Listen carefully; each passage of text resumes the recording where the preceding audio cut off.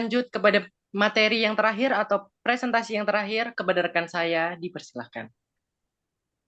Oke, di sini saya akan menjelaskan tentang PPT yang terakhir, yaitu teknologi cloud computing. Untuk yang materi pertama yaitu keamanan cloud computing. Keamanan cloud computing, ancaman keamanan pada cloud computing adalah salah satu aspek krusial yang perlu diperhatikan karena data dan layanan berada di luar kendali langsung pengguna. Ada satu contoh kasus di sini, yaitu kebocoran data Facebook pada tahun 2019. Sekitar 540 juta data pengguna Facebook ditemukan tersimpan secara publik di server cloud Amazon S3 tanpa pengamanan yang memadai. Data ini termasuk ID pengguna, komentar, reaksi, dan nama akun yang diunggah oleh pihak ketiga atau developer aplikasi. Selanjutnya ada enkripsi data. Enkripsi data dalam cloud computing adalah proses mengubah data menjadi format yang tidak dapat dibaca tanpa kunci deskripsi. Sehingga meskipun data jatuh ke tangan yang salah, isinya tetap aman. Di sini ada dua tipe enkripsi. Yang pertama enkripsi saat transit atau TLS dan enkripsi saat tersimpan. Next, yang pertama autentikasi dan otorisasi. Dalam sistem keamanan cloud computing, autentikasi dan otorisasi adalah dua mekanisme yang penting yang bekerja bersama untuk melindungi data dan layanan. Autentikasi memastikan bahwa hanya pengguna yang benar-benar terverifikasi yang dapat mengakses sistem. Sementara otorisasi mengatur sejauh mana pengguna tersebut dapat mengakses atau menggunakan sumber daya di dalamnya. Kombinasi keduanya memastikan bahwa akses ke cloud ini tidak hanya aman, tetapi juga sesuai dengan hak dan peran masing-masing pengguna.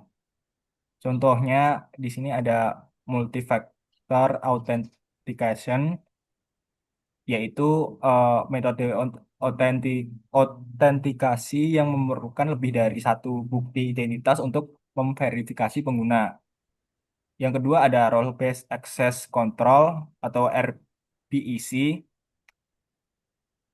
yang dimana dia itu adalah sistem manajemen hak akses berdasarkan peran atau role pengguna dalam organisasi.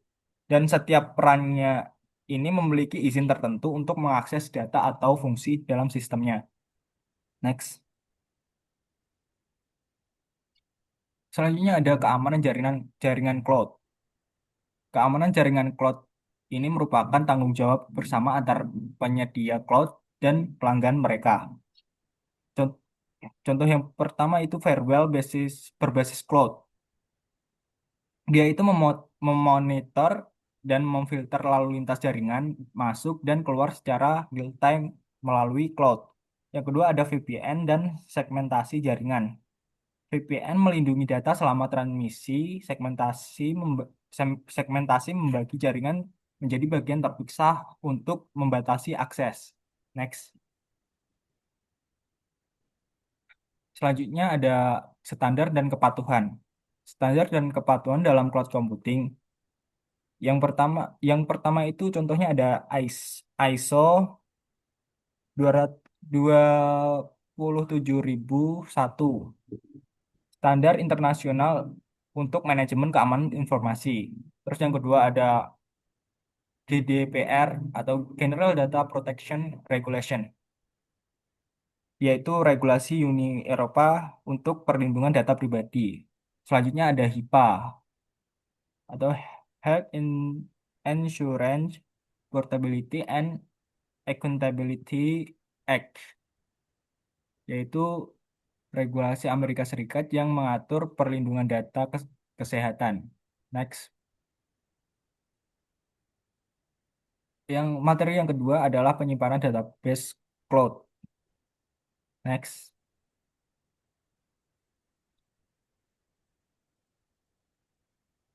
Materi yang pertama ini yaitu layanan cloud database. Di sini ada tiga contohnya. Yang pertama AWS R, RDS, yaitu layanan basis data realization atau SQL yang dikelola oleh Amazon, mendukung mendukung SQL, eh, mendukung MySQL, PostgreSQL, SQL Server, dan lainnya. Terus yang kedua ada MongoDB Atlas. Layanan database NoSQL berbasis dokumen dan fleksibel untuk data yang tidak terstruktur dan skala besar. Yang terakhir ada Google Firestore, yaitu database NoSQL berbasis dokumen yang scalable dan real-time, cocok untuk aplikasi mobile dan web. Next. Relasi- Relational dan non-relational SQL. Contohnya ya atau kita bisa menyebut sebagai MySQL atau PostgreSQL. Memahami bug SQL, Structured Query Language adalah bahasa standar untuk mengelola dan memanipulasi database relasional. Database ini menyimpan data dalam tabel-tabel yang saling terhubung melalui relasi di mana di mana Amazon S3 dan platform virtualisasi. Yang kedua ada NoSQL, yaitu contohnya MongoDB dan juga DynamoDB. NoSQL adalah jenis database non-relasional yang dirancang untuk menyimpan dan mengelola data yang tidak terstruktur atau semi terstruktur. Tidak menggunakan tabel seperti SQL, tapi dia menggunakan format fleksibel seperti dokumen JSON atau key value. Ini ada sedikit contohnya yang MySQL, nah berbentuk seperti tabel ini. Yang MongoDB dia itu berbentuknya seperti format JSON lah, ya seperti yang ada di apa itu namanya Postman. Selanjutnya ada skalabilitas dan replikasi. Dia itu auto scaling. Auto scaling yaitu kemampuan database atau layanan untuk menyesuaikan kapasitas secara otomatis berdasarkan kebutuhan traffic atau beban kerja. Yang kedua eh, yaitu multi zone replication. Penyimpanannya penyimpanan salinan data di beberapa zona atau region untuk memastikan redundasi dan high availability. Next, backup dan recovery. Snapshot snap yang pertama itu snapshot otomatis, backup harian secara otomatis tanpa gangguan layanan. Recovery point yang kedua ada recovery point objectives atau RPO. Dia itu menentukan seberapa banyak data yang bisa ditoleransi hilang. Misalnya backup setiap 24 jam per RPO 24 jam. Geser-geser ke kanan dikit. Nah, bisa dilihat ini ada backup, juga ada recovery point. Di sini ada titik kegagalan dan ini yang sebelah kanan ini ada recovery time. Dan ini recovery complete.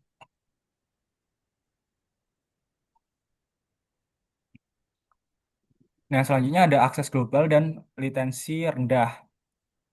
Yang pertama ada CDN dan Edge cache.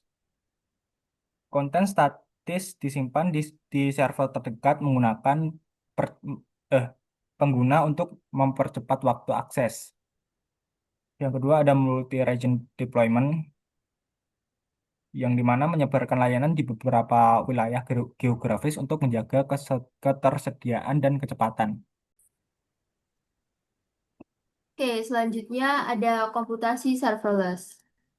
Apa itu serverless? Serverless adalah sebuah model komputasi cloud di mana pengembang dapat menjalankan aplikasi atau layanan tanpa harus mengelola infrastruktur server secara langsung. Ada dua. Yang pertama, eksekusi fungsi tanpa server tetap dan pengelolaan infrastruktur oleh provider. Keunggulan serverless, skalabilitas otomatis, bebas repot server. Fokus pada kode. Kamu hanya perlu menulis dan mengembangkan kode tanpa pusing mengolah server. Yang kedua, skalabilitas otomatis. Sistem otomatis menyesuaikan kapasitas sesuai kebutuhan aplikasi tanpa intervensi manual. Dan yang ketiga, model bayar per eksekusi. Biaya dihitung berdasarkan berapa kali fungsi dijalankan, jadi lebih hemat dan efisien. Materi kedua, ada Big Data dan Analytic Cloud.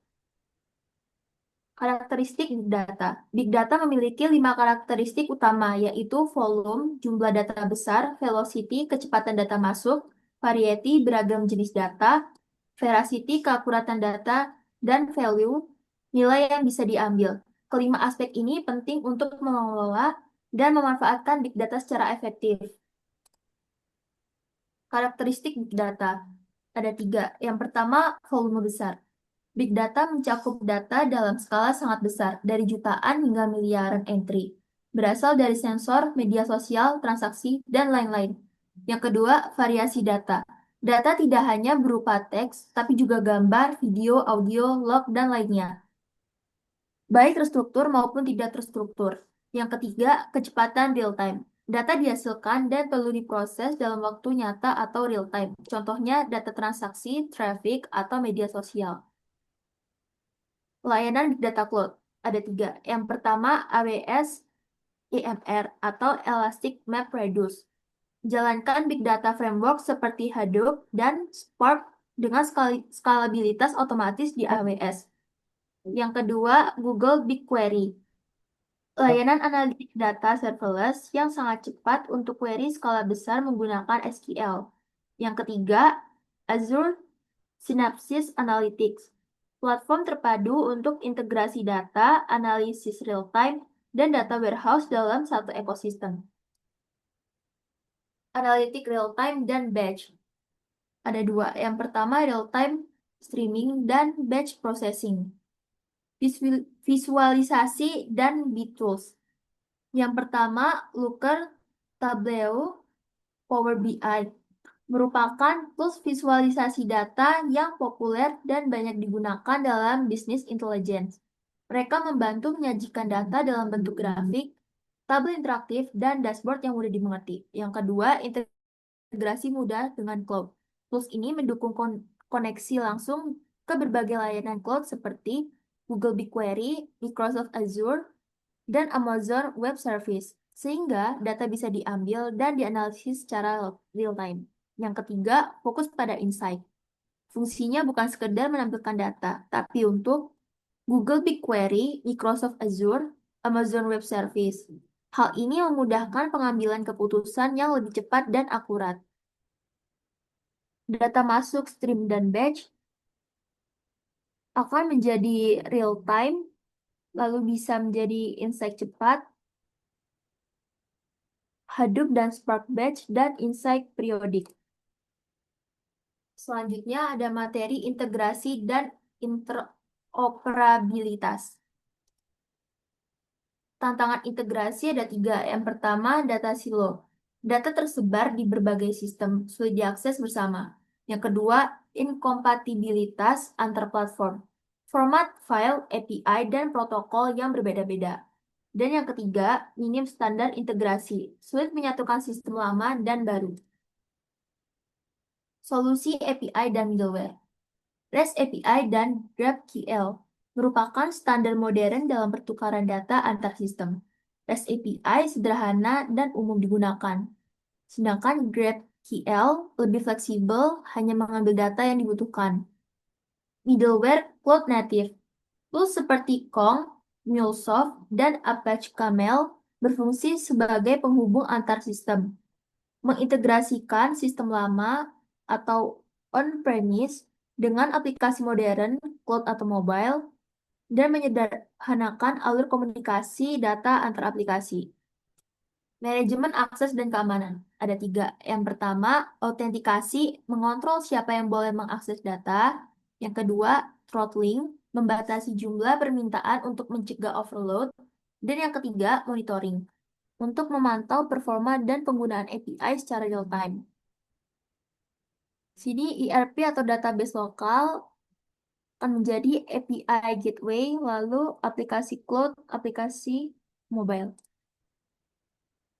Selanjutnya ada standar terbuka. REST JSON XML merupakan format dan arsitektur yang umum digunakan untuk pertukaran data. REST, arsitektur komunikasi data berbasis web. JSON dan XML, format data yang mudah dibaca dan diproses lintas sistem. Protokol HTTP atau HTTPS digunakan secara luas untuk mentransfer data antar server dan aplikasi. Bekerja di hampir semua jaringan dan sistem, aman dan efisien terutama dengan HTTPS. Selanjutnya mudah diintegrasi. Yang pertama dapat digunakan di berbagai bahasa pemrograman seperti JavaScript, Python, PHP, dan sebagainya. Yang kedua, cocok untuk menghubungkan sistem lama dan baru.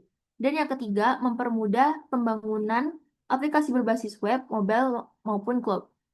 Yang terakhir, ada integrasi sistem lama, mudah diintegrasikan. Yang pertama, lift dan shift ke cloud. Cocok untuk mempercepat proses digitalisasi dengan resiko rendah. Yang kedua, hybrid cloud, data penting tetap di server lokal, sedangkan aplikasi pelengkap berjalan di cloud. Yang ketiga, langkah bertahap. Beberapa modul dipindah ke cloud dulu, sementara sistem utama tetap berjalan seperti biasa.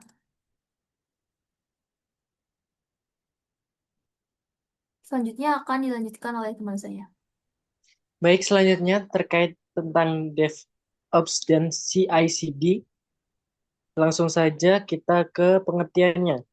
DevOps adalah budaya kerja yang mengintegrasikan tim pengembang developer dan tim operasional operation.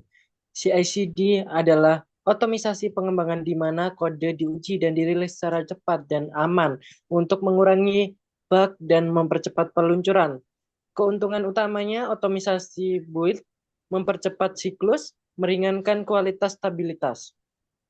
Tools CI/CD yang terpopuler ada 2, yaitu Azure DevOps dan Jenkins GitLab dan GitHub Action. Selanjutnya, manfaat dari CI/CD sendiri. Yang pertama, mempercepat rilis produk ke pasar. Dengan adanya otomisasi, proses build akan dipercepat oleh deployment itu sendiri, atau pembaruan fitur dapat lebih cepat. Yang kedua, pengujian otomatis setiap perubahan kode. Setiap kali ada perubahan kode, sistem akan secara otomatis menjalankan pengujian secara langsung.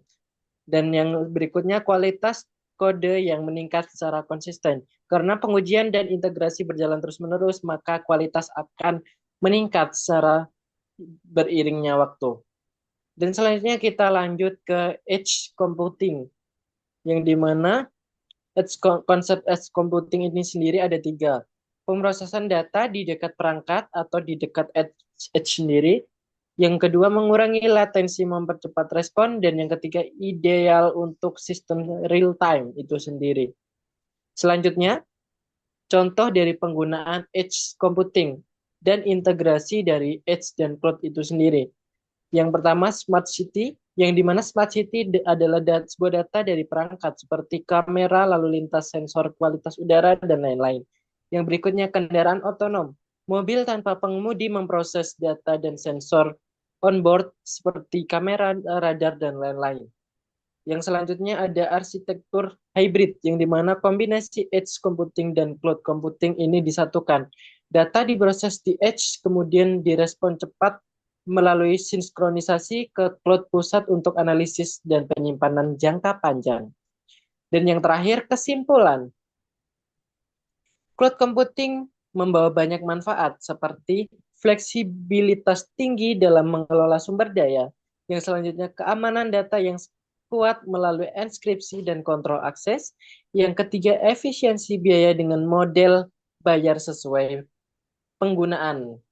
Dan teknologi pendukung yang telah mendukung ada database, komputasi serverless, big data dan analitik untuk insight bisnis, DevOps dan CI/CD untuk mempercepat siklus pengembangan, dan yang terakhir ada edge computing yang mengoptimalkan performa aplikasi real time dengan latensi rendah.